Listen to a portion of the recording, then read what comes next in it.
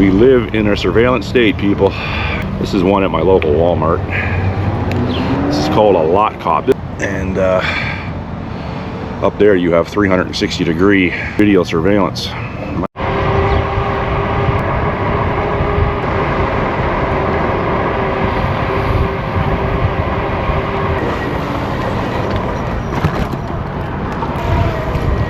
Got a big mouth, buddy. What's the speed limit along here? What's the speed limit? Yeah. What's the speed limit? Come and join me today on my ride. I do a little discussion with regards to where we are going with regards to a police surveillance state, and how in my neighborhood alone there are many surveillance cameras put up at retail stores. I want to go over that with you and why it's being done.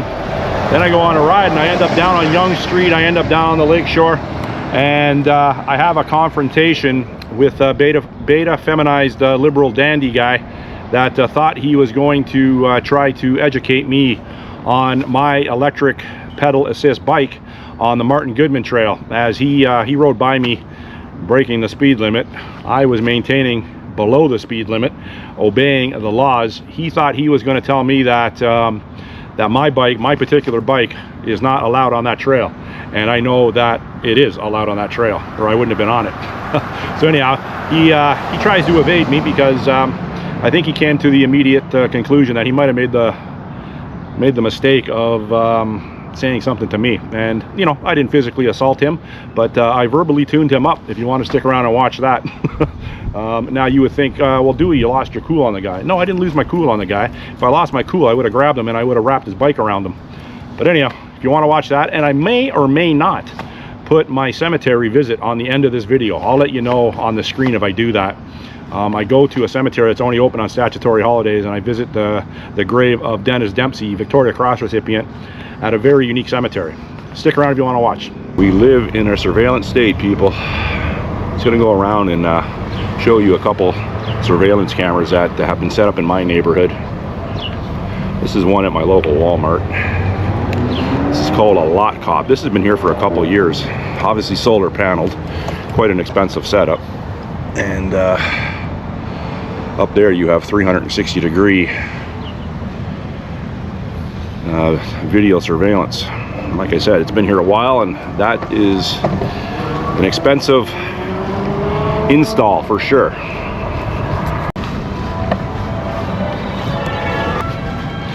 I have a baby brother or sister to the lot cop there, and down there too on two more units on the wall of the Walmart there.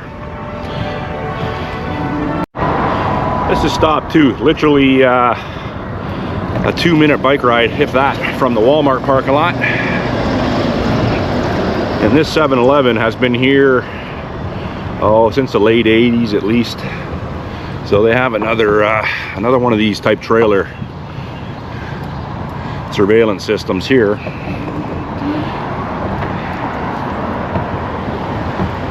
Not so dissimilar to the lot cop. Huge solar panels for this this setup, I would think. Obviously you have batteries in these lock boxes, and you know, you can see, like I said at the other one, these things are not cheap.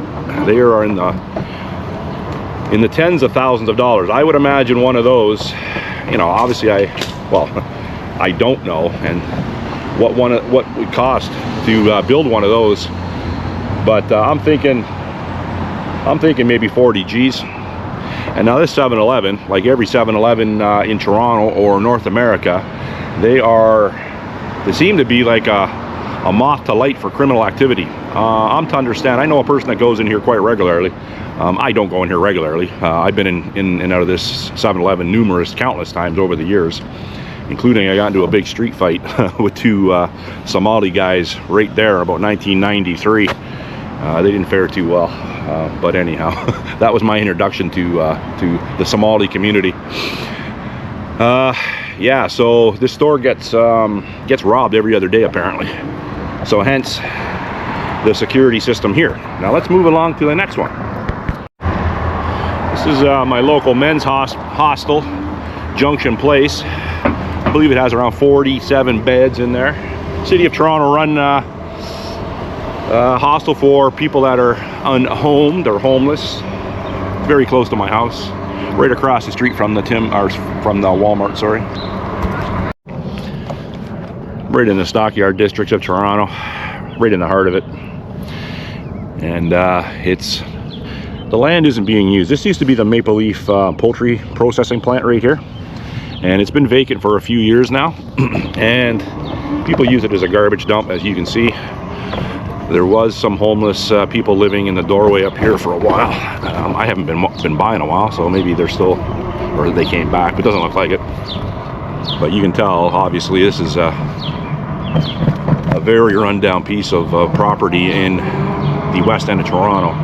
Used to be a homeless encampment right in this doorway. The old Maple Leaf sign up there.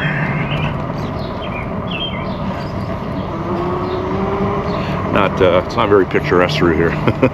But it doesn't smell like it used to either. The smells through here back in the day, you can well imagine, with pork processing, beef processing, and chicken processing, it was quite aromatic. Now my third stop is in the stockyards. And we have another one here. Now this one doesn't appear to be solar paneled. It is hardwired into that light standard there. They're running the cable right over there through conduit under the grass up into the pole. So no solar needed on this one. So that's 3 parking lot surveillance systems that supplement the store surveillance systems. Now let's go up here and do a little follow-up.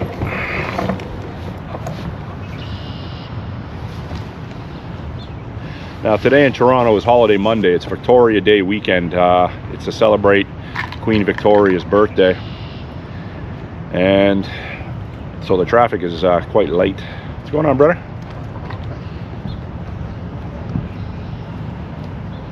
So it's a good day to do a ride within the city. And it's only 9 a.m. so it's relatively early still. But you got to ask yourself, why in the last, well, the one here in the Home Depot parking lot and the one in the 7-Eleven parking lot are relatively new. I'd say within the last 2 or 3 months. Now the one in the, like I said, in the Walmart parking lot's been there for a couple of years. Now there's been a murder. Someone was unalived in the Walmart parking lot back in 2020. I'll put some information up on the screen there. They were in the parking lot. They caught the people that did it. Then, you know, that trailer was added during COVID. But you know, anyone that has basic understanding of surveillance cameras knows that they are web-based. So you punch in a password on the website for any one of these cameras, and you could watch real time. Someone anywhere around the world could be watching me right now on that surveillance camera. And like I said, if you have basic knowledge of how these things work, you know that. It's pretty much common knowledge. So, you know, it would be pretty simple to give the police, or maybe even civilian people that are employed by police service, you know, the access to these cameras, and they can monitor them, you know, whenever they want. Now we all know that. Which leads me to say my next statement, and that is, we are in our surveillance state. Now, we are in a surveillance state based on what the politicians have done to us. If you bring in 1 million people a year from all over the world, and you put them into a country that is not equipped for that type of influx of population, it overwhelms the infrastructure, and that goes back to the Cloward-Piven strategy. Whereas you overwhelm the infrastructure, the judicial systems, the hospital systems, the policing, and housing, you cause chaos within that country, and you destabilize the existing way of life. The reason these cameras are here, it's to soften us. It's to make something like this normal.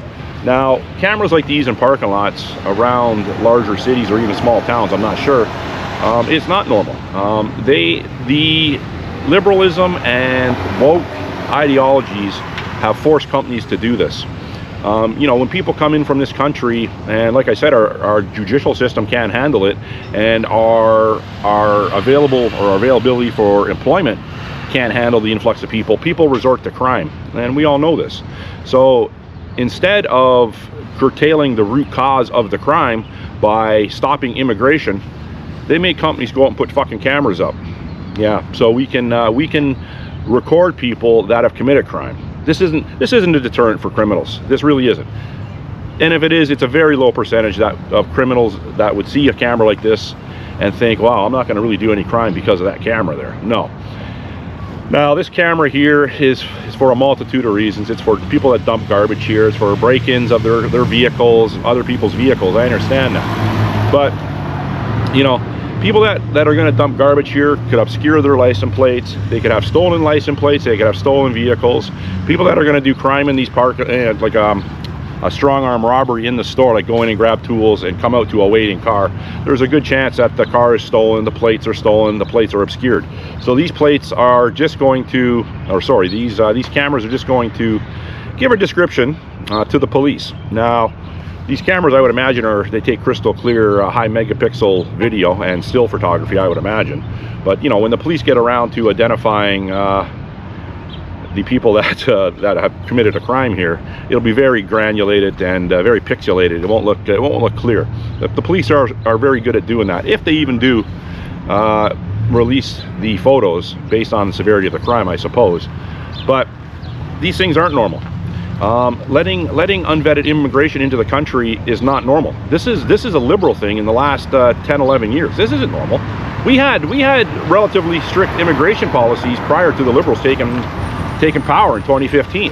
But when Justin Trudeau, that little gink dandy, was installed, he was, you know, he's just a puppet. I understand that. I don't really get mad at him. He's half a retard.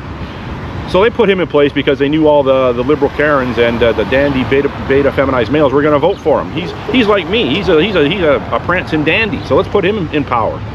But he's not the one in charge. He never was. And the people like Mark Carney's, the Klaus Schwabs, the George Soros, the Bill Gates, all those sorts of people, they are the ones that are really in charge, and even higher ups that are in charge of how this world is working. And they had a plan for Canada. They had a plan for all G7 westernized countries, like London, for example, or Great Britain, I should say. And they had a plan to usher in their form of communism. It's either you're going to be a very wealthy person, or you're going to be a subservient poor person, and there's no in between in a hybrid communist society. There's no in between, and that's what they got to get rid of. That's why they're importing 1 million people a year into this country from countries with no running water, with no electricity in great percentages of these countries, no clean drinking water.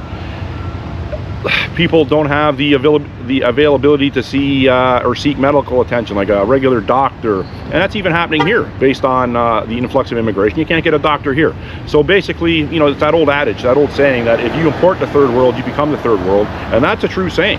And that's what this city has become, and a lot of cities in North America have become that way, based on people that have a very delusional and warped ideological sense of how things should operate moving forward. You know, they want rid of people in my age bracket. They want people that have my skin pigmentation. They want us gone, and I'm aware of that. I've been aware of that for many years, and a lot of people are aware of that. And you know, you go into any one of these stores, Home Depot, Rona, Canadian Tire over there, Tim Hortons, 7-Eleven, you're not going to see too many people that would consider themselves as white. The city has been totally washed out of traditional Western thought process, Christianity, and it's been replaced with a base of people that are going to be loyal to the people that brought them in and gave them money, gave them a chance, so to speak, a cell phone, internet, a place to stay, money for food, health care, the chance to own a vehicle, the chance to, well, the pipe dream of owning a house. But so they have washed out the critical thinkers in my age bracket, or trying to anyways, and they're replacing them with people that are going to, for multi-generations, keep that mindset going. And the people like Mark Carney, the Keir Starmers, and the Anthony Albaneses, all those white beta dandy sexually confused men that the globalists have installed, you know, they don't care about the indigenous, they don't care about black people, they don't care about South Asians. They can give two shits about them, okay? So don't think they care about you. They're using you. Once this city and this country and the United States and Great Britain is a burning hulk, they're gonna go on their merry way to their utopian land, wherever that is. If it's gonna be in a bunker, a deep underground bunker, maybe it will be. And like I said in my videos before, we'll be up here fighting for the scraps.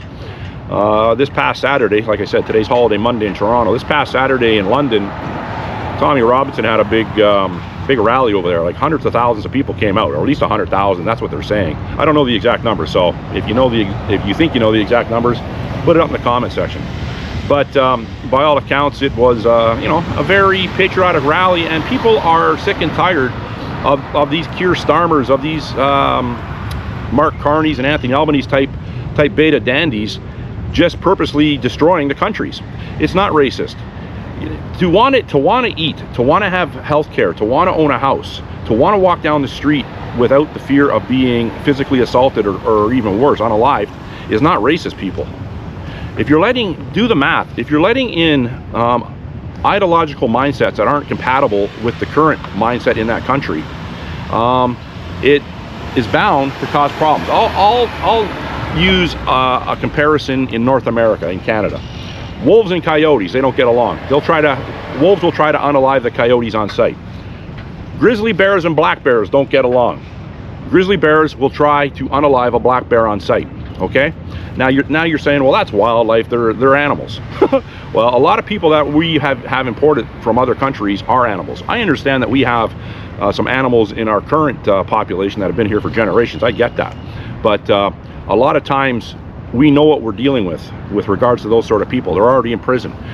If you're allowing unvetted immigration into the country from countries that have very high crime rates and very high unalive rates per capita, and these people are coming into the country, they've already had the taste of blood, so to speak. And to start unaliving people in a different country because they're already psychopathic would be nothing to them. So you got to think about that. So it's like putting the red ants and the black ants in a jar and shaking it up. What do you think is going to happen? There's going to be problems, okay? And if you bring in too many people, which the Liberals did too fast, this is the end result. We have cameras in parking lots to normalize it. They want to make it a police state. They want to get us all under control because they want to eliminate the middle class, and that's their end goal. So you can have the poor people, like I said, and the rich people controlling everyone. Mark Carney, for all you people that support Mark Carney, that don't know any better, that just think he's a swell guy, well, you're way off base. For the other people that want Mark Carney to be evil, the Antifa type people, the people that want to usher in communism, well, they're the people that we got to weed out, because they are the cancer that we have to cut out in society, because their way of thinking is not going to promote a cohesive society. So, and you know, I'm not saying we have to do it violently. By all accounts, in the UK on Saturday, I don't think there was much violence. But Keir Starmer, who's on his last legs as the Labour Party leader over there, the Prime Minister, can't stand the guy. He's a beta feminized male. You know what I think about them. Dandy boy. I think he has a wife for posterity reasons, to make it look like he's kind of half-assed normal. But let's face it, he doesn't want to have a wife. We know that. A female wife, anyways. And so he goes on record in front of his clapping seals, saying that he is going to stop right-wing extremist reporters or agitators coming into his country from around the world to cover Tommy Robinson's rally, including Ezra Levant from Rebel News. Ezra did a couple videos on it saying that his passport and his visa were denied. So apparently 11 well-known journalists from around the world were denied entry into the United Kingdom to prevent right-wing extremism. But in reality, it's just it's not hate speech they're worried about, it's speech they hate. Rebel News has almost 2 million subscribers on YouTube, and you know, their reach, Ezra's reach is worldwide, and it's huge. So they have to keep people like him from reporting the real goings on at street level. So that just goes to show, like, these cameras banning people from covering political rallies and muzzling free speech. What else can it be? Like, I'm trying not to get wound up today, but what else can it be? It's communism. It is it's tyrannical dictatorship. And you look at a guy like Mark Carney walking around, and we all know what he looks like. We all know what his wife looks like. Some of us know that he has a special needs child. And when I say special needs, gender confused. And it just seems to be they're all part of the same, for lack of a better word, same club. They all have the same they all have the same sort of commonalities, but I say they have the same type of problems, and they want to normalize that for everyone else. They want to normalize what shouldn't be normalized, is what I'm trying to say. Now getting back to these cameras in China, they if you don't know, they are the most heavily surveillanced country in the world, to my understanding, and they have very technologically advanced, very superior camera systems set up there to catch people doing even the smallest of infractions, including jaywalking. You will get a fine in the mail for jaywalking. They have facial recognition. They have two-way audio on their camera systems where they will talk to you. They will communicate to you. Like, for example, if I'm parked here too long on my bike, and in a Mark Carney utopian society, someone could come over the speaker system and tell me to move along. Like, what am I doing here? Do I have social credits to be here on a holiday Monday, or did I get penalized for speaking against the state? I'm not allowed to leave my house on a holiday Monday because my social credit score doesn't dictate that. And you know, you can say that, well, that's tinfoil hat stuff, that's conspiratorial, but you know what? Everything that we're saying, people like me, is coming true. Everything. The New World Order, the COVID lockdowns, the hantavirus now, is that going to be a lockdown? Is there going to be an economic lockdown, an energy lockdown? Is that coming? Yes, that's all coming. That's all coming. Unless we can somehow vote, I use that in air quotes, the liberals out before we are all completely fucked. You got anything to add? Put it in the comment section. I'm on Yonge Street, just south of St. Clair. St. Clair is right at those lights right there. And I'm going to show you something very interesting today. If you want to watch, stick around. There's a little laneway right there. That girl's passing. And I'm going to go turn in there and I'm going to show you something. Okay, so here's the laneway. It is 10 a.m. on Victoria Day, the Monday holiday, May 18th. Now watch this, check this out.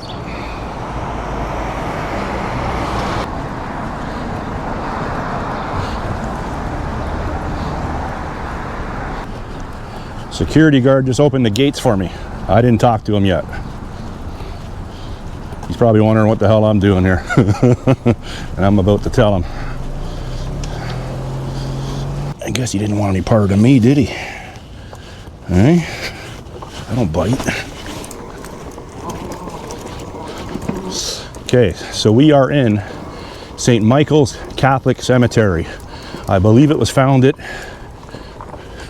in 1855, and it is the oldest continuous running Catholic cemetery in Toronto.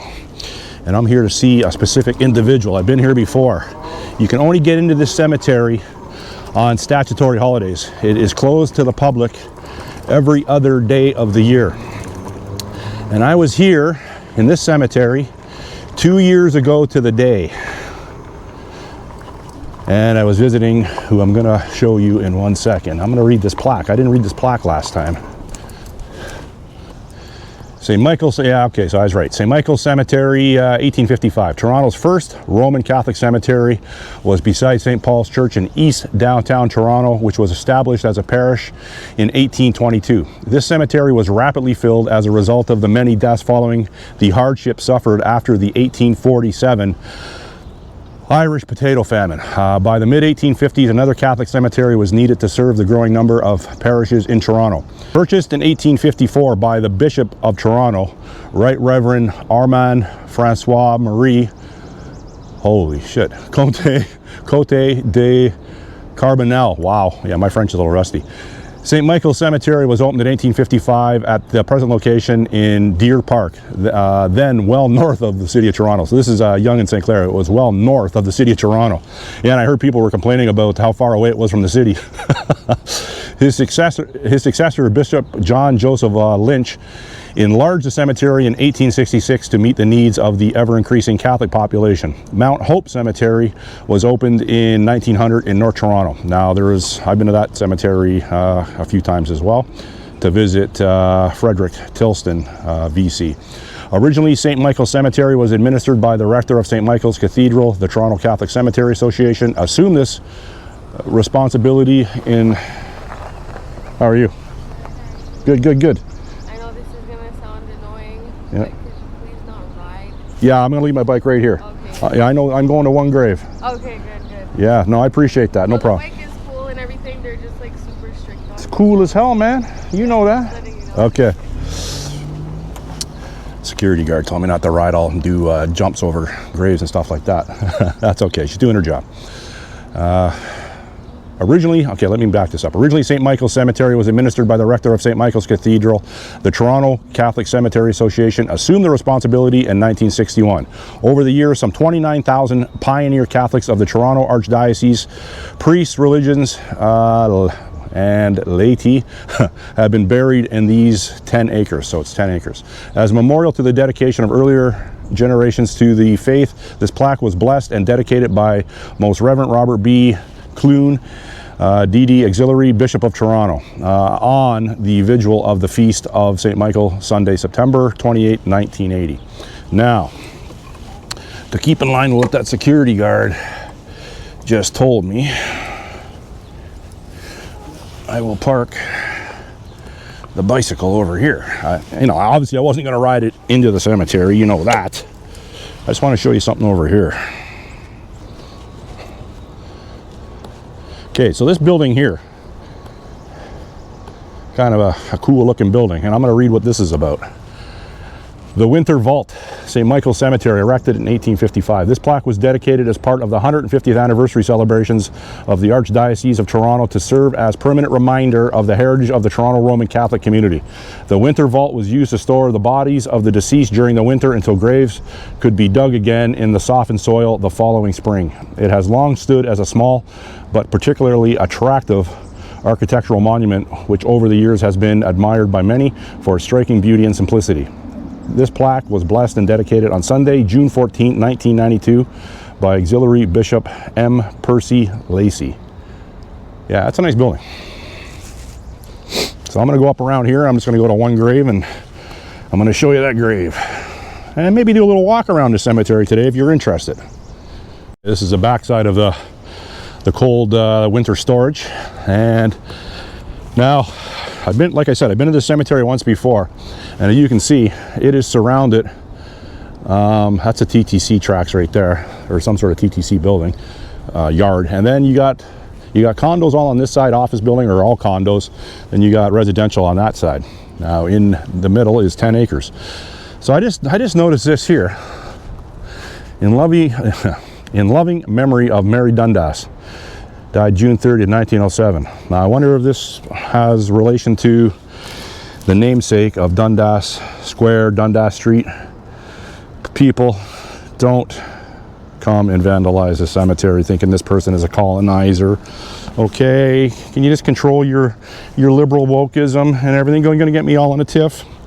I apologize for bringing politics into this. Now, when I was here 2 years ago, I was looking for Dennis Dempsey. He's one of 12 Victoria Cross recipients buried in and around the Toronto area. And this, of the 12 memorials you can visit, this was the last one that I came and visited. Now, it's around here somewhere. And I'm thinking, last time I was here, they had graffiti on the wall. They fixed that. He has a plaque, and he is over here somewhere. I hope it's not overgrown again. I hope he's not overgrown again.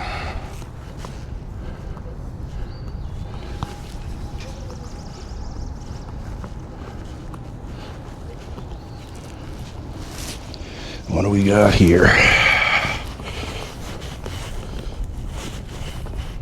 No, I don't think that's him. Wow. Is he up here? It could be up here.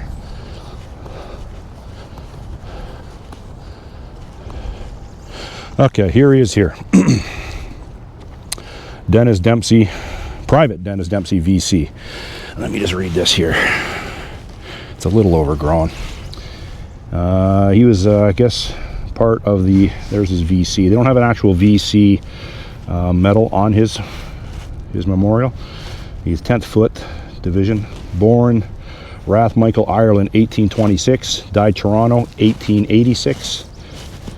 Awarded the Victoria Cross for conspicuous gallantry during the Indian Mutiny. That's also the Indian War in 1858. So I'm going to attach the video when I was here 2 years ago. I just did a little quick video of Dennis, and I cleaned up his. I'm going to clean it up again today a little bit. Victoria Cross was implemented, or it was thought out in 1856 with Queen Victoria, very instrumental in the medal, in her thoughts on how it should be designed. Nothing fancy. It's made out of bronze. And the first ones were, I believe, awarded in 1857. And Dennis Dempsey, obviously, his was awarded in 1858. I don't know all the particulars on who awarded it to him. And I don't know if that information is on the internet, but I'll put some information up on the screen on this video. So Dennis Dempsey, VC. If you've never been to a Victoria Cross grave, if you're a viewer of my older videos, I've been to many. I've said that in a lot of my videos across Canada, and I've done videos of many Victoria Cross recipients from coast to coast.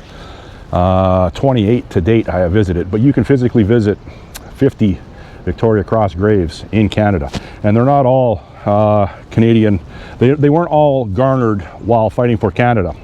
A lot of them are companions of the Victoria Cross in Canada. So they were fighting for a Commonwealth country, but they were awarded the Victoria Cross under a Commonwealth country's military. Then they passed away in Canada, hence they're buried on Canadian soil. So they're not all 50 in Canada aren't technically deemed Canadian Victoria Crosses, but there was 99 total Victoria Crosses given out to Canadians since its inception, and there has been none since World War II. So Canadian soldiers have not garnered a Victoria Cross since World War II. There are many soldiers right now that fought in Afghanistan that are, well, not many, there's a couple that are being considered, petitions going around with people supporting certain soldiers getting the Victoria Cross from the Afghanistan mission.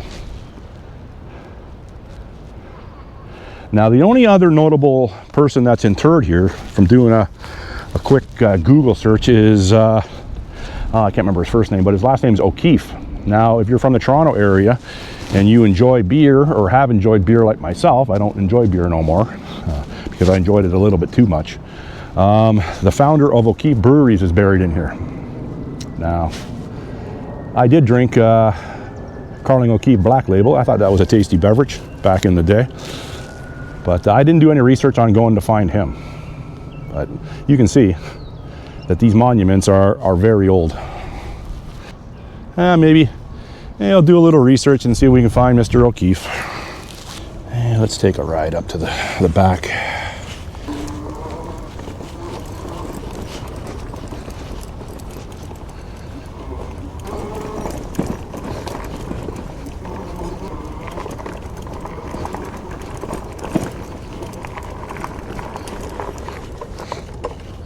Okay, so the O'Keefe marker is right ahead. I will show you. You go up, it's on the left. Now, this is, whenever you look up people's markers and graves and stuff on Find a Grave on the website, a lot of times they put the notable interments in the cemeteries that they are resting in. And so when you go into Find a Grave or Wikipedia and you punch in St. Michael's Cemetery, Catholic Cemetery, you get either Dennis Dempsey VC or you get Eugene O'Keefe.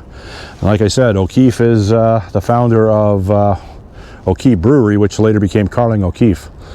So, you know, nice, obviously, tombstone. He was a man of means, for sure, to have a tombstone like this. Sacred to the memory of Helen Charlotte, beloved wife of Eugene O'Keefe, died August 15th, 1899, age 63. I can't see what that says. What do we got over here? Mary Helen. Oh, I can't even, sorry, I can't read this. It's shiny and the sun's actually facing my eyes over here. Okay, this is Eugene Bailey. This is the eldest son of Eugene and Helen. Wow. So he died 1898 at 31 years. So obviously this is a family marker. And Helen. Okay, so where? This is Helen. Born in Belmont, or Ballymote, sorry, County, Sligo, Ireland, May 11th, 1794. This is when Helen was born. Huh. Okay, well, where is John? Where's his? I don't see actually. Got to be on here, right? Oh, gee, this is hard to read. Okay, hold on here. Yeah, it's okay. It's right here. So this is where Eugene, the namesake of the family, is buried. But listen, I'll see if I can't read it. It's obscured, and I'm getting the shine off it. My apologies. I'll try to put something up from a previous person's photographs on the video. But yeah, so that's Eugene O'Keefe, and this is pretty much you know, obviously it's a very old cemetery, surrounded by progress, if you can call it progress. But you know, whenever you go into a cemetery, you'll see lots of tombstones like this in the older ones for sure. And you know, it would take me, you know, months and months to figure out all these people, so can't do that.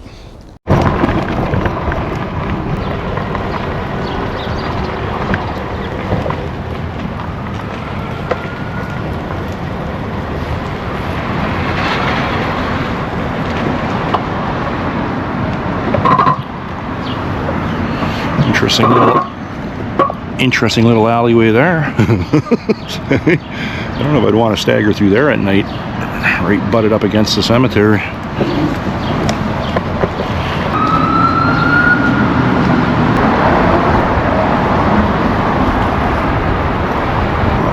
Going south on Yonge Street, just coming up to Carlton, and yeah, the traffic is very light. Actually, this is Wellesley.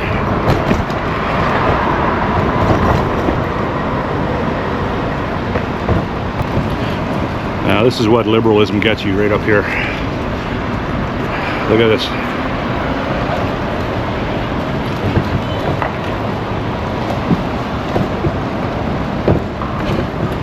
People living in doorways off of one of Canada's busiest, you know, in Canada's largest, busiest city, in Canada's busiest street.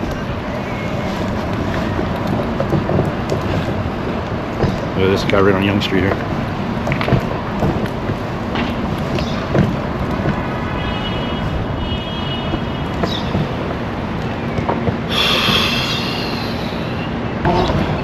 So that's what people don't see, or they don't want to see, I should say.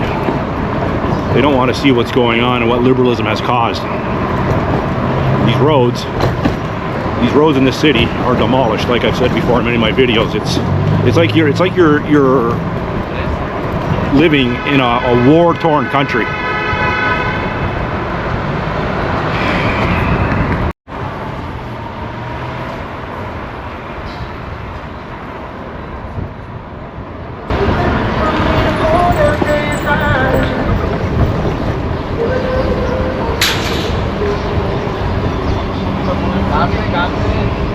The infamous Young Dundas Square.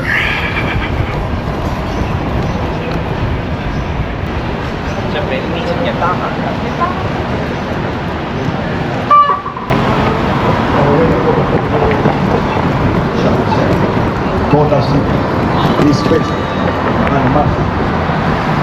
Quite tame today. It's 11 a.m. holiday Monday, so nothing too crazy.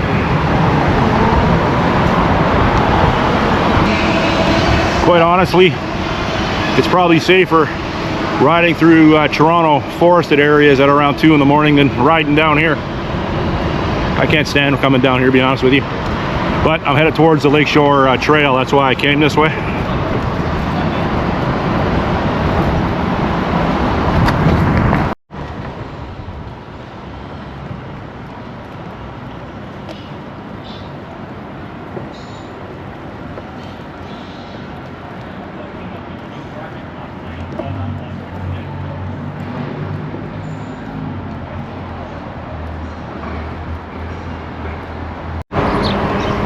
So I went south down Yonge, jogged across over to Bay, down Bay. Now I'm on the Martin Goodman Trail going west, and it is freaking busy down here today. Not my cup of tea, but hey, nothing in life is easy, people.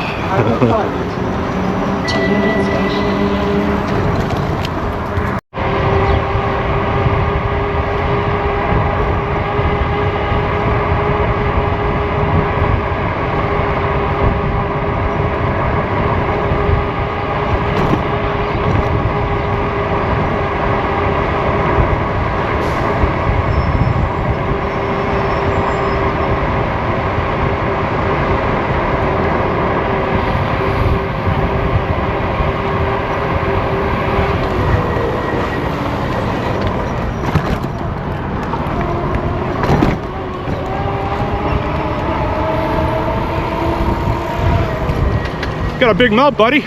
What's the speed limit along here? What's the speed limit? Yeah. What's the speed limit? You fucking big mouth. I'm the big mouth? You don't know the fucking bylaws, because I do, you fucking asshole. Really? You can read a sign then, eh? Fuck you. You better watch your fucking language. You're gonna come across the wrong fucking guy, you asshole.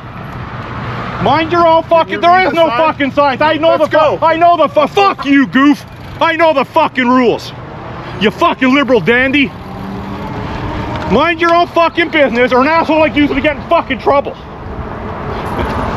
But you say one fucking word to me, it's gonna be a fucking bad day for you. You fucking goof.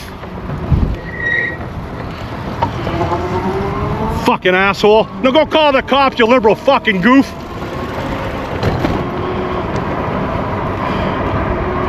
Fucking piece of shit. Fucking liberal.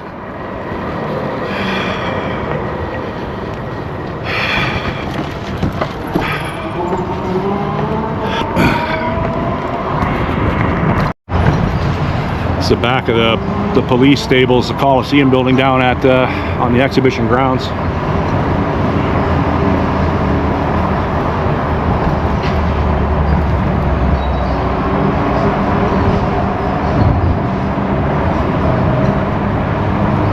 Yeah, you can smell the horses. Mounted Police Headquarters.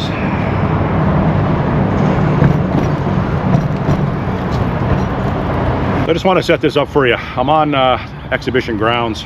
When I was coming back the Martin Goodman Trail, my mindset was to come through here, but around the Esplanade and what would it be, Bathurst, some guy on a Tour de France bike comes, and I'm perfectly within the speed limits, perfectly within my rights to operate my bike on the Martin Goodman Trail. I'm in pedal mode, okay? It's motor assist. It's not a full motor bike. So this guy comes by me on a Tour de France bike, and he says my bike's not allowed on the trail, and I know it is allowed on the trail. It's within the weight limits, it's within the wattage on the motor, and I was below 20 kilometers an hour. So this guy comes by, then you'll see what happens in the video. I got a little upset with the guy because he's a liberal, and liberals don't understand that words have consequences. There's not always the police to be around to protect you from words that you might not like. And that's exactly when I caught up to this guy. I did break the speed limit by a lot. This guy was doing over 40 kilometers an hour to get away from me, okay? He didn't know at first I was chasing him, but he was making sure that he didn't want to deal with me, and I did get over 40 kilometers an hour, so I'm admitting I broke the rules, and I don't do that ever. But this guy And like a lot of liberals, they think there's no consequences. And obviously I didn't physically assault the guy, but as you can see from the video, he got me upset. And that's exactly what happened. I'm down here riding my bike within legal bylaw regulations, and this guy thinks he's going to come by and say to me that I'm not allowed on the trail, as he passed me doing over 20 kilometers an hour, which is the speed limit. Now, okay, now I'm not the type of person that is going to call the police for any reason, let alone someone doing 25 to 45 kilometers an hour on the Martin Goodman Trail. But I caught up to him, and that's the video. Anyhow, little explanation.